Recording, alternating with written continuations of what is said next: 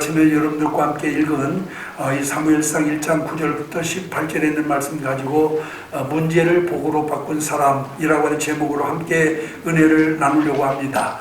우리가 여러분 이 사무엘서 앞에 나오는 성경은 룻기서와 그리고 사사기서입니다. 이 사사기서와 룻기는 사무엘서 초기와 이어지는 그런 동시대입니다. 그렇기 때문에 이 두 책을 보면은 그 당시 시대적인 상황이 잘 알려져 있음을 우리가 알 수가 있는데, 이 시대 사사기나 룻기나 사무엘서 시대에는 어떤 시대였느냐, 한마디로 말하면은 영적으로 매우 어두운 시대였다라고 하는 사실을 우리가 분명히 알 수가 있습니다. 우리가 읽은 이 본문 사무엘상 1장도 우리가 읽어보면은 여러분 우선 여러분 1장이 어떻게 시작되느냐 하면은 발로 어둠으로 시작을 하고 있는 것을 보게 되고, 그리고 사무엘상이 끝나는 데 가보면은 그 어둠이 밝음으로 이와 같이 또한 변하고 있는 것을 볼 수가 있습니다. 특별히 1장 2절에 있는 말씀이 보면은 하나님 한나에게 자식이 없더라 라고 이렇게 말씀하고 있고, 자식이 없음으로 말미암아 한나는 이런 큰 고통과 괴로움과 슬픔을 겪었다라고 하는 그런 내용이 먼저 기록되어 있는 것을 보게 됩니다. 근데 여러분 점점 내려가서 28절에 가보면은 그가 자식을 얻게 되었고, 자식을 얻고 난 다음에 하나님께 경배했다라고 하는 그런 이와 같은 내용으로 여기 사무엘상 1장이 끝나고 있는 것을 볼 수가 있습니다. 이건 뭘 의미하느냐 하면은 문제로 시작해서 축복으로, 또 하나님의 슬픔으로 시작해서 기쁨으로, 눈물로 시작을 했습니다마는 웃음으로 끝을 맺고 있다라고 하는 것을 우리에게 보여주고 있는 그런 말씀이에요. 그럼 여러분 바로 이렇게 문제가 축복으로, 슬픔이 기쁨으로, 눈물이 웃음으로 바뀌게 된 비결이 무엇이냐? 그것은 순전히 하나님의 은혜였다라고 하는 것을 오늘 성경은 우리에게 말씀하고 있습니다. 그럼 이 은혜를 입은 사람이 누구냐? 이 은혜를 입은 사람은 이미 우리가 잘 아는 대로 한나라고 하는 그런 여인입니다. 그러나 공교롭게도 한나라고 하는 이름은 무슨 뜻을 가지고 있느냐 하면은 은혜라고 하는 뜻을 가지고 있어요.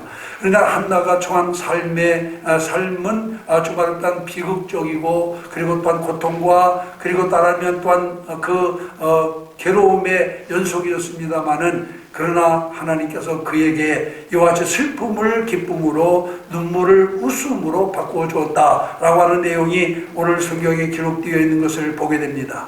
특별히 여러분 오늘 여기 본문에 보면은 이 한나가 이런 슬픔과 고통에 처하게 된 것은 다른 문제가 아니라 그에게 자식이 없었기 때문이다 라고 이렇게 말씀하고 있는 것을 볼 수가 있어요.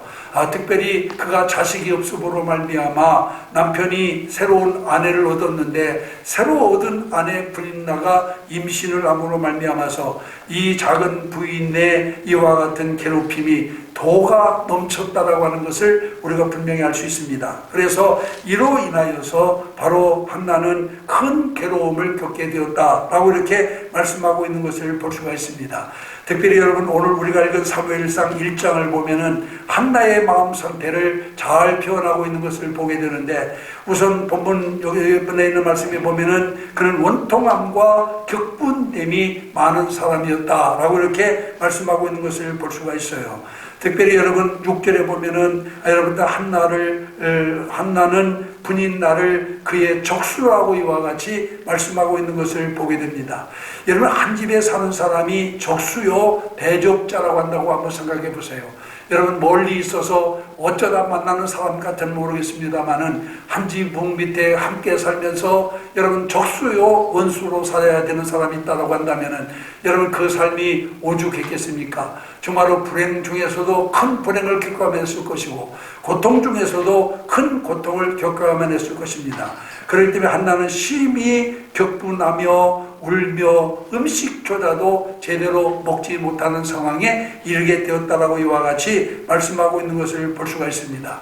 그뿐만이 아니라 그녀의 마음이 슬펐다라고 이와 같이 또 본문은 말씀하고 있는 것을 보게 됩니다.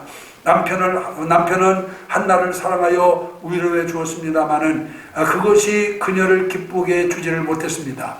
왜냐하면 남편이 한나를 위해 줄수록 여러분 분인나는 더더욱 한나를 아이와 격동케 했기 때문이라고 성경은 말씀하고 있어요. 그러니까 남편은 사랑해 주는데 사랑을 할수록 그 아이와 같이 작은 부인인 분인나가 더 여러분 한나를 격동케 함으로 말미암아서 여러분 그 마음이 슬펐다라고 이렇게 말씀하고 있고, 또 마음이 괴롭고 고통스러웠다라고 이와 같이 성경은 말씀해 주고 있는 것을 볼 수가 있습니다.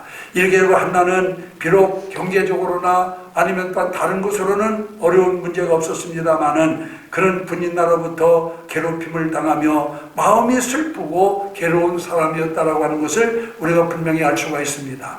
여러분, 우리는 좋은 환경에 살면서도 마음이 슬프고 괴로운 사람들이 너무나도 많이 있습니다. 환경이 나빠서가 아닙니다. 아니면은 또한 남편이 사랑하지 않기 때문도 아니고 아내가 사랑하지 않기 때문도 아닙니다. 여러분, 또 어떤 문제로 인해서 우리는 여러분 한없이 한나와 같이 슬픔과 고통을 겪어야만 할 때가 많이 있습니다.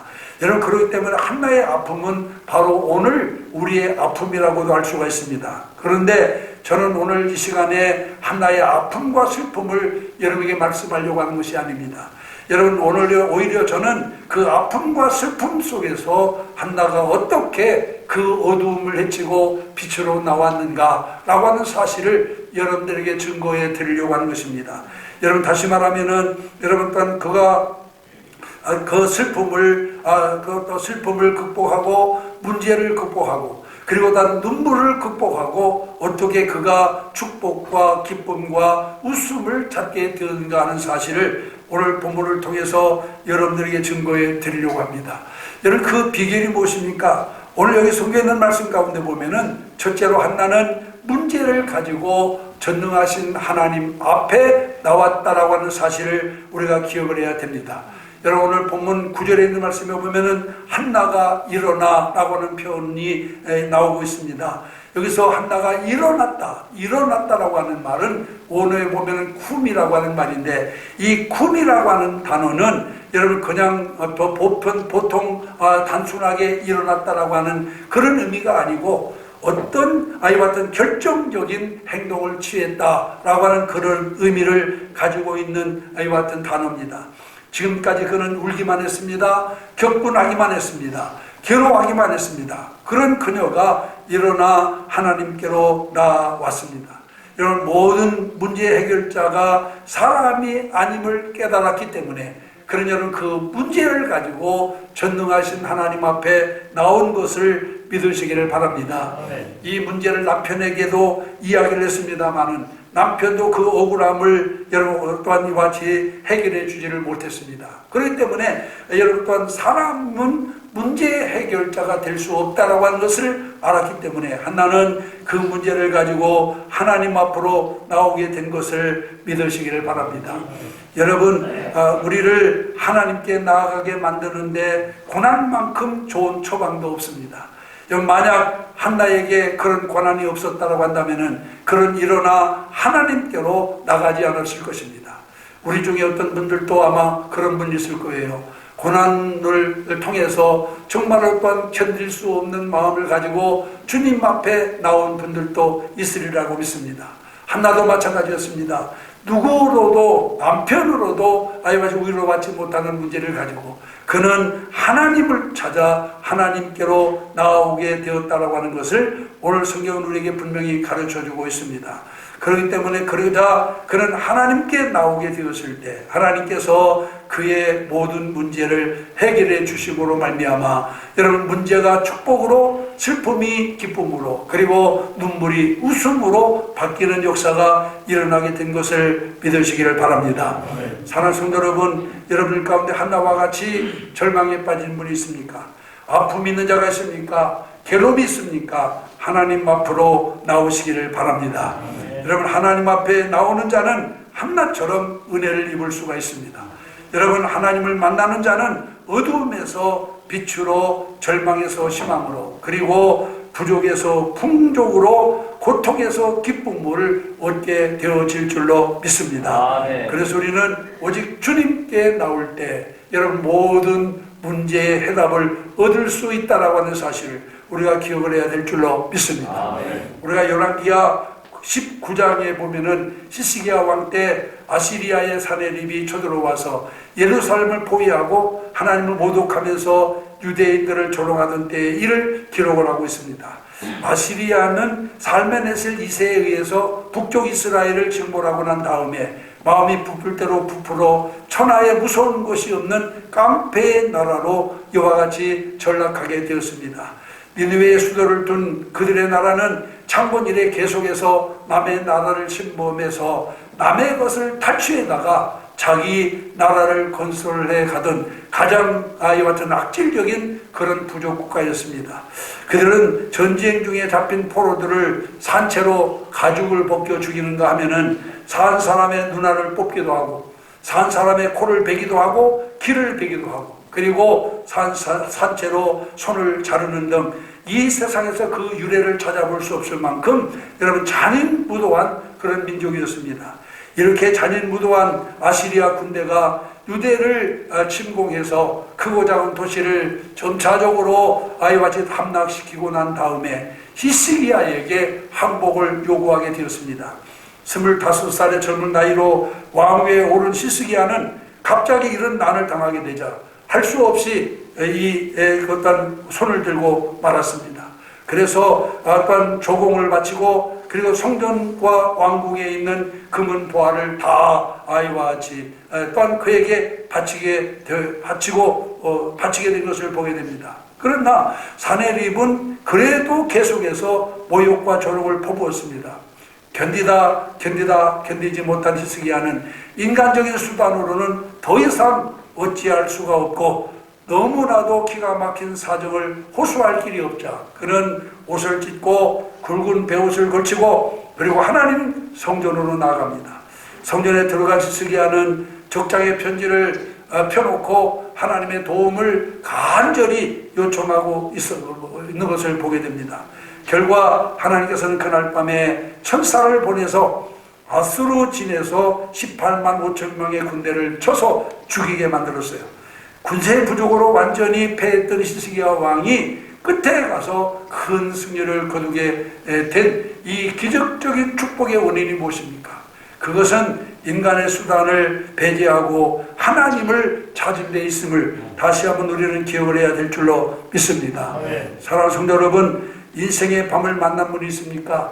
우리의 모든 짐을 대신 져주시는 예수님 앞으로 나오시기를 바랍니다. 예수님을 만나서 수고하고 무거운 짐을 벗고 기쁨으로 인생을 살아가시는 여러분들이 되시기를 주님의 이름으로 축원합니다. 여러분, 단지 우리는 형식적으로 주님 앞에 나오는 것이 아니라 정말로 진실한 마음으로 내 문제를 해결해 줄 수 있는 분이 하나님밖에 없다라고 하는 것을 분명히 믿고 그 하나님 앞에 나오면 하나님께서 우리의 무거운 짐을 벗기시고 우리를 아이와 같은 승리자로 그리고 또 우리를 아이와 같은 어떤 복된 아이와 같은 하나님의 자녀로 삼아 주시게 될 줄로 믿습니다. 여러분, 러시아가 나온 세계적인 작가 톨스토이는 어려서부터 기독교 집안에서 자랐어요. 그러나 청소년 시절 기독교를 자유나 해방이 아닌 무거운 짐으로 인식을 하고 기독교를 떠납니다. 그 오랜 세월이 흘렀습니다. 인생의 말년에 그는 다시 무거운 짐을 지고 주님에게로 돌아옵니다. 그리고 예수 안에서 참 안식을 얻게 됩니다. 그 나이 55세에 쓴 신앙론이라고 하는 유명한 글에 보면은 이런 고백이 나옵니다. 나는 지난 55년을 살아오는 동안 최초의 15년을 빼놓고는 기쁨이나 행복이나 안식을 알지 못하고 살아왔다. 내가 18세가 되던 해 한 친구는 내게 찾아와서 신이 인간을 만든 것이 아니라 인간이 신을 만들었다라고 나를 설득했고 나는 그 설득에 매료되어 이 종교를 버리기로 결심했다. 종교를 포기하는 것이 자유라고 생각했기 때문이다. 종교를 포기하는 것이 안식이라고 생각했다. 나에게 종교는 분명히 속박처럼 느껴졌기 때문이다. 그러나 이제 내 나이 55세 나는 내가 내어버린 어머니 품과 같은 신앙의 품으로 다시 돌아왔다. 나는 이제 단순히 종교로 돌아온 것이 아니라 예수 그리스도께로 돌아온 것이다. 그리고 예수 그리스도 안에서 나는 생애 처음으로 진정한 안식을 발견했다 라고 이렇게 쓰고 있는 것을 보게 됩니다. 여러분, 이 생에 여러 가지 문제로 무거운 짐을 지고 있는 자가 있습니까? 예수만이 우리의 참된 안식처임을 믿으시기를 바랍니다. 주님만이 나의 힘이 되십니다. 그래서 우리는 어떤 경우에도 여러분 따라 하나님께로 돌아오면 하나님께서 우리에게 힘을 주시고 우리에게 평안을 주실 줄로 믿습니다. 한나도 마찬가지였습니다. 분이나로부터 여러분 격분되고 그리고 또 하나님은 원통함과 또한 슬픔과 고통에 처해 있을 때 그런 모든 문제를 가지고 하나님 앞에 나가서 하나님께로부터 해결함을 받았다라고 하는 사실을 기억하시기를 바랍니다. 그래서 우리는 오늘 우리들도 수고롭고 무거운 몽해를 지고 있는 자 주님 앞에 나와서 하나님께서 주시는 참된 안식을 누릴 수 있는 여러분들이 되시기를 주님의 이름으로 축원합니다. 그러면 두 번째로 그 또한 두 번째 비결은 뭐냐? 심정을 쏟아 기도했다라고 말씀하고 있습니다. 한나가 여러분 하나님께 나가서 무엇을 했습니까? 오늘 본문 10절로 11절에 있는 말씀을 보세요. 세 가지입니다. 첫째는 기도했습니다. 두 번째는 통곡했습니다. 그리고 세 번째는 서운했습니다. 여러분, 우리의 기도 가운데 가장 힘 있는 기도가 무엇입니까 여러분? 자기 심정을 하나님 앞에 솔직히 쏟아 놓는 것입니다. 여러분, 마음이 아파 죽겠는데 괜찮습니다 라고 말하는 것은 거짓말이에요. 또 여러분, 울고 싶어 죽겠는데 웃으며 또한이와 같이 겸연쩍은 웃음을 웃는 것도 거짓말입니다. 오늘 여러분, 하나님은 진실한 것을 원하십니다. 마음이 아프면 아픈 마음을 토로하세요. 여러분 또한 뿐만 아니라 울고 싶으면 하나님 앞에 나와서 마음껏 우세요. 하나님이 우리의 마음을 살펴주실 줄로 믿습니다. 그런데 우리는 종종 하나님 앞에 거짓을 구합니다. 하나님 앞에 기도할 때도 마음이 없는 기도를 해요. 마음은 아파 죽겠는데 자기는 건강한 사람처럼 울고 싶어 죽겠는데 기쁜 사람처럼 거짓말하며 기도합니다. 그런 기도를 하나님은 절대로 듣지 않아요. 한나는 지금 하나님 앞에 나가서 솔직하게 자기 심정을 주님께 토로했습니다. 그것이 바로 오늘 여기 성경에 나온 대로 통곡하며 서운하며 그리고 하나님 앞에 기도했다라고 이와 같이 여기 말씀하고 있는 것을 보게 됩니다. 여러분, 보통 사람들은 성전에 나와서 형식적으로 대충 기도합니다. 그러나 한나는 그렇지 않았습니다. 심정을 통하는 기도를 드렸어요. 울며 통곡하며 기도했습니다. 왜 그렇게 기도했습니까? 원통함과 격분됨이 많았기 때문에, 마음에 맺힌 함이 많았기 때문에 이것을 그냥 형식으로 구할 수 없잖아요. 그런데 그 하나님 앞에 나가서 어떠한 통곡하며 하나님 앞에 애원하며 하나님 앞에 그 심정을 토했다라고 이와 같이 말씀하고 있는 것을 보게 됩니다. 여러분, 기도하는 사람의 형태를 보면 크게 두 가지로 나눌 수가 있어요. 하나는 소리내어 부르짖어 기도하는 통성기도가 있고, 하나는 아무 말도 하지 아니하고 침묵으로 기도하는 묵상기도가 있습니다. 여러분, 우리가 이 두 부류의 사람들이 종종 아이와 같은 긴장 관계를 형성하는 것을 보게 되는데, 침묵 기도하는 사람은 통성으로 기도하는 사람을 향하여서 뭐라고 말합니까? 꼭 저렇게 시끄럽게 기도해야 하나님이 들으시느냐, 하나님이 기를 먹었느냐, 마시를 갔느냐, 이렇게 이와 같이 말하면서 시험에 드는 사람이 있고, 또 여러분 반면에 통성으로 기도하는 사람은 침묵으로 기도하는 사람을 바라보고, 저게 기도냐, 기도하는 거냐, 자는 거냐, 잘나면 집에 가서 편안하게 자지 왜 교회 나와서 자느냐 라고 말하면서 시험에 들어요. 그러니까 통성으로 기도하는 사람은 묵상으로 기도하는 사람 보고 시험 들고, 묵상으로 기도하는 사람은 통성으로 기도하는 사람 보고 시험에 든다 그 말이죠. 그러면은 어떤 기도를 우리가 드려야 되느냐, 누가 저에게 목사님 어떻게 기도해야 될까요? 라고 묻는다면 저는 여러분들에게 두 가지 기도를 다 들으십시오 라고 이렇게 대답을 할 겁니다. 여러분, 한나도 오늘 성경에 있는 말씀 보세요. 통곡하며 하나님께 부르짖어 기도도 하고 침묵으로 기도도 드렸어요.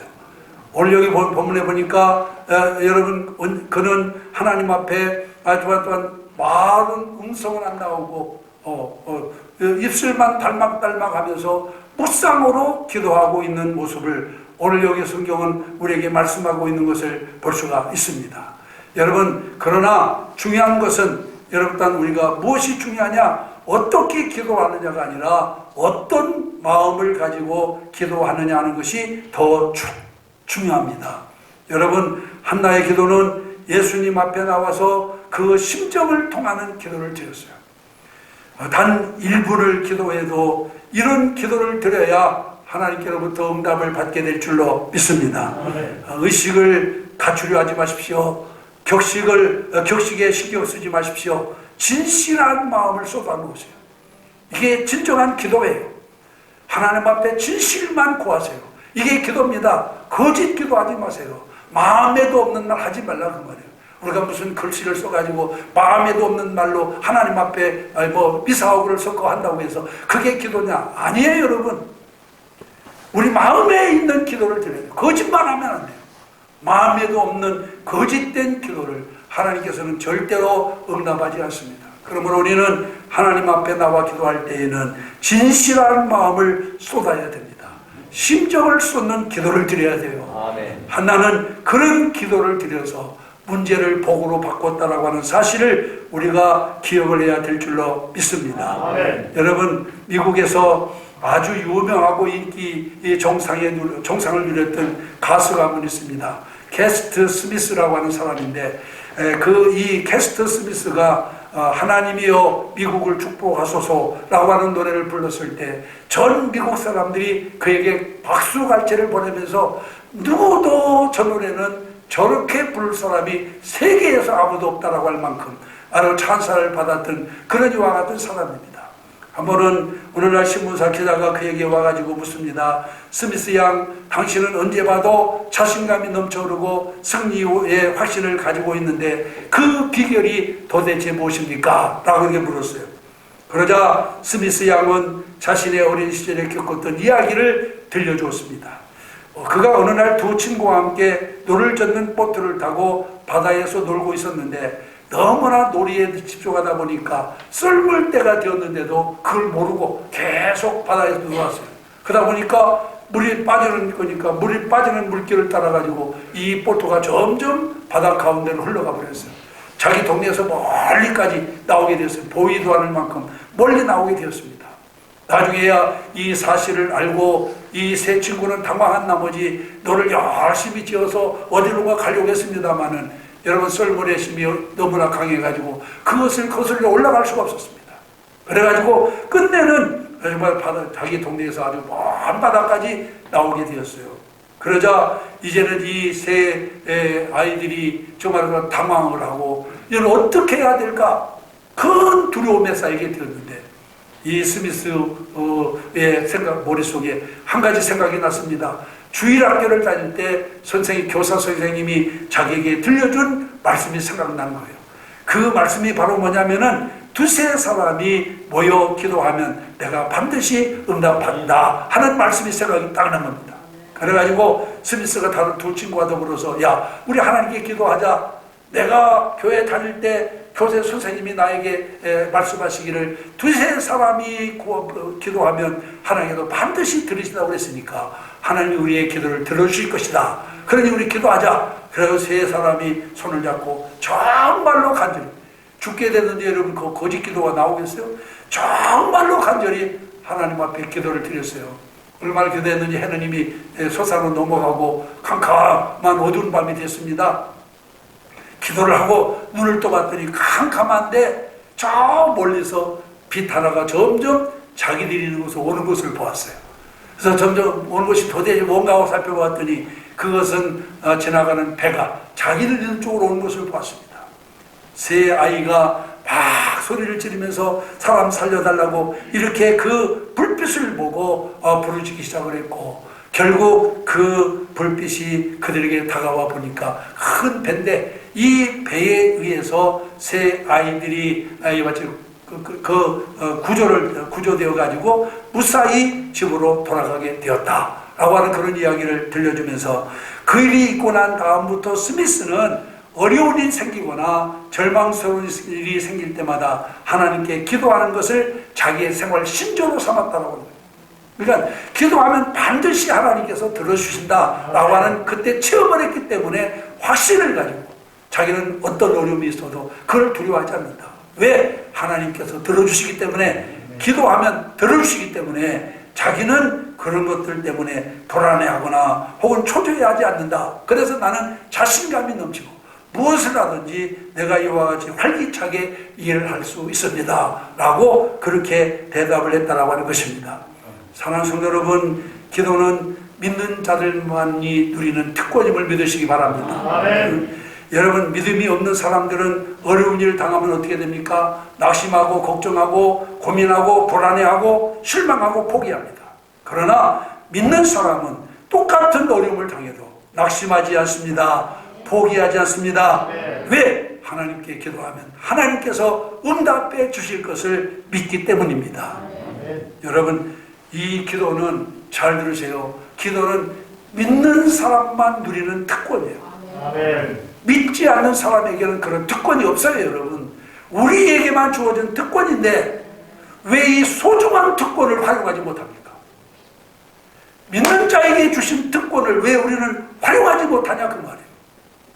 얼마나 우리가 어리석어요. 하나님을 믿는다고 하면서도 믿는 사람에게 주신 특권, 내가 내 이름으로 무엇을 구하면 내가 곧 시행하리라. 구하라 그러면 주실 것이고, 찾으면 그러면 만날 것이고, 두드리면 그러면 열어주리라고 하시는데 왜 이 놀라운 특권을 활용하지 못하고 고민하고 염려하고 좌절하고 낙심하냐고 말이에요. 여러분, 열심히 구하시기를 바랍니다. 이번 주 수요일부터 사순절 시작됩니다. 17일 수요일부터 여러분, 우리가 부활절 전날까지 사순절 시작됩니다. 여러분, 기도하세요. 여러분 가정에서 교회 나올 수 없으면 가정에서라도 시간을 정해놓고 5분도 좋고 10분도 좋고 정말로 하나님 앞에 진실히 구해보세요. 하나님이 여러분들을 찾아가십니다. 여러분들에게 힘 주십니다. 축복하십니다. 이걸 우리가 알아야 돼요. 교회 나와서 기도하면 더 좋고, 여러분 적어도 새벽기도 살아야 됩니다. 새벽기도 한 번 못한 사람은 이 사순절 기간 동안이라도 한 주에 한 번만이라도 나오세요.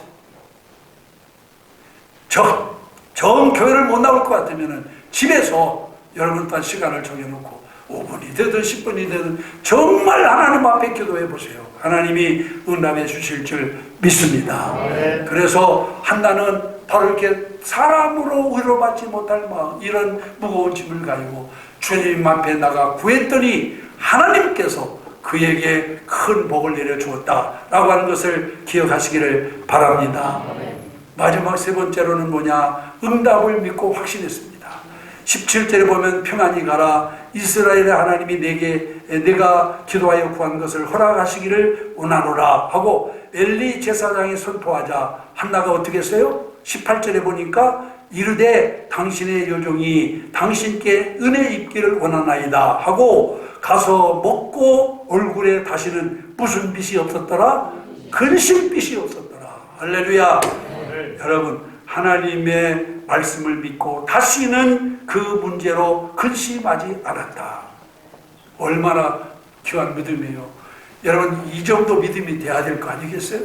하나님께 기도하고 난 다음에는 얼굴에 근심빛을 벗고, 그리고 어떤 금식했는데 먹기를 시작했다. 여러분, 요한일서 5장 14절부터 15절에 이런 말씀이 있습니다. 그를 향하여 우리가 가진 바 담대함이 이것이니 그의 뜻대로 무엇을 구하면 들으심이라. 우리가 무엇이든지 구하는 바를 들으시는 줄을 안즉 우리가 그에게 구한 것을 얻은 줄로 또한 아느니라. 우리가 하나님께 구한 것을 얻은 줄로 아는 것, 이게 바로 믿음의 사람인 것을 믿으시기를 바랍니다. 한나는 아직 얻지 못했어요. 그렇죠? 한나가 얻은 게 뭡니까, 여러분? 얻지 못했어요. 그러나 믿음을 듣고 믿음으로 듣고 그 다음에 그가 여러분 그것을 얻은 것을 확신했어요. 믿음이라고 하는 게 뭐예요, 여러분? 믿음이라고 하는 것은 내가 내가 구해서 응답을 보고 믿는 것이 믿음이 아니에요. 이건 아무나 믿을 수 있어요. 내가 구한 걸 받고 난 다음에 누가 못 믿어요? 믿음은 뭐예요? 받기 전에 이미 주신 것을 확신하는 거, 이게 믿음입니다, 여러분. 우리는 이런 믿음을 소유해야만 될 줄로 믿습니다. 그래서 이렇게 그가 구한 결과 19절과 20절에 보니까 뭐라고 말씀하고 있습니까? 여러분 오늘 19절과 20절 한번 다 같이 읽어볼까요? 시작. 그들이 아침에 일찍 일어나 여호와 앞에 경배하고 돌아가 라마의 자기 집에 이르니라. 엘가나가 그의 아내 한나와 동침하매 여호와께서 그를 생각하신지라. 한나가 임신하고 때가 이름에 아들을 낳아 사무엘이라 이름하였으니 이는 내가 여호와께 그를 구하였다 함이더라. 할렐루야.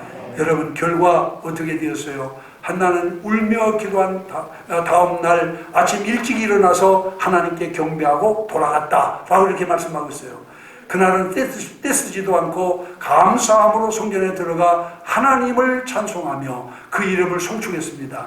그러자 하나님은 한나의 태문을 열어서 사무엘이라고 하는 귀한 아들을 허락해 주신 것을 믿으시기를 바랍니다. 여러분 하나님은 믿고 행동하는 사람을 축복하십니다. 여러분 그러므로 하나님을 믿으시기 바랍니다. 그리고 믿음이 왔으면 과감하게 행하시기를 바랍니다. 하나님은 그런 사람을 기뻐하시고 그런 사람에게 복을 주십니다. 시브리서 11장 6절에 보면은 믿음이 없이는 하나님을 기쁘시게 못하나니 하나님께 나아가는 자는 그가 계신 것과 그가 자기를 찾는 자들에게 상 주시는 심을 믿어야 할지니라 하고 말씀하고 있습니다. 이제 우리는 어떤 하나님, 우리가 믿는 하나님은 전능하신 하나님, 우리가 구한 모든 것을 응답하시는 하나님으로 믿고 여러분 확신하며 사는 여러분들이 되시기를 주님의 이름으로 축원합니다. 오늘 2부 예배 참여하신 사랑하는 성도 여러분, 하나님은 살아계십니다. 우리의 기도를 응답하십니다. 반드시 응답하십니다. 여러분에게 문제가 있습니까? 어려움이 있습니까? 여러분 그 문제를 가지고 혼자서 씨름하지 마시고 하나님 앞에 가지고 나오시기를 바랍니다.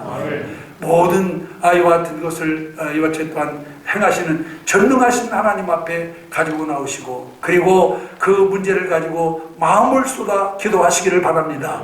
하나님은 기도를 들어주시는 전능하신 분이십니다. 그리고 뿐만 아니라 하나님의 응답을 확신하고 더 이상 근심하지 마시기를 바랍니다. 그래서 한나와 같은 복을 받는 우리 사랑하는 모든 신광의 가족들이 다 되시기를 주님의 이름으로 축원합니다. 기도하겠습니다. 이 시간 나같이 합심해서 잠깐 기도하겠습니다. 하나님, 정말 우리가 수고롭고 무거운 짐과 몽해를 가지고 주님 앞에 나왔습니다. 전능하신 주님께서 우리의 기도를 들으시고 우리에게 응답하셔서 이제 우리가 악한 세상에서도 정말 하나님의 자녀로서 당당하게 살아갈 수 있도록 우리에게 큰 은혜를 베풀어 주시옵소서 하고 이 시간 나같이 합심해서 통성으로 함께 기도하겠습니다. 걸어가신 아버지 하나님, 주님